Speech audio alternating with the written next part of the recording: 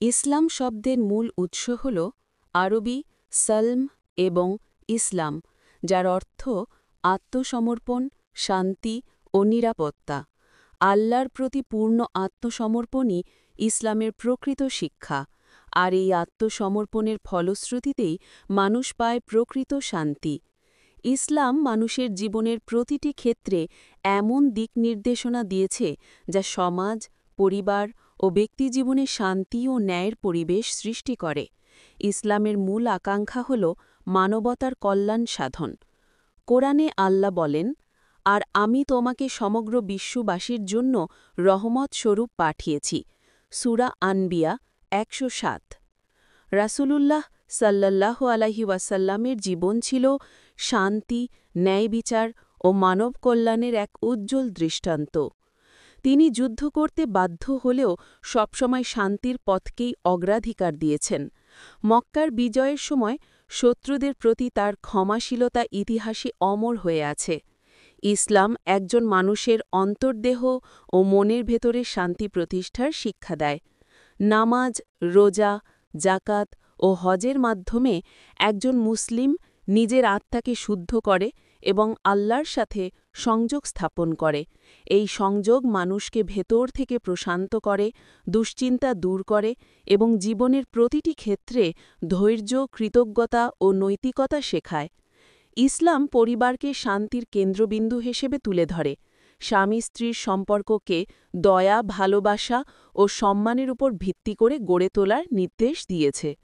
কোরআনে বলা হয়েছে, আর তার নিদর্শনসমূহের মধ্যে একটি হল, তিনি তোমাদের জন্য তোমাদের মধ্য থেকে সঙ্গিনী সৃষ্টি করেছেন, যাতে তোমরা তাদের কাছে শান্তি পাও, এবং তিনি তোমাদের মধ্যে ভালোবাসা ও দয়া স্থাপন করেছেন।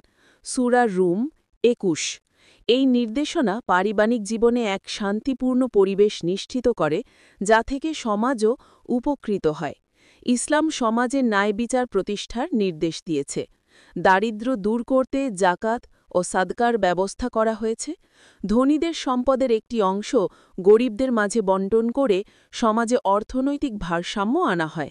তাছাড়া ইসলাম শিখিয়েছে, কোনো জাতি, বর্ণ বা ভাষার কারণে মানুষকে ছোট বা বড় ভাবা যাবে না। মানুষ সবাই সমান, শুধু তাকওয়া দিয়েই শ্রেষ্ঠত্ব নির্ধারিত হয়।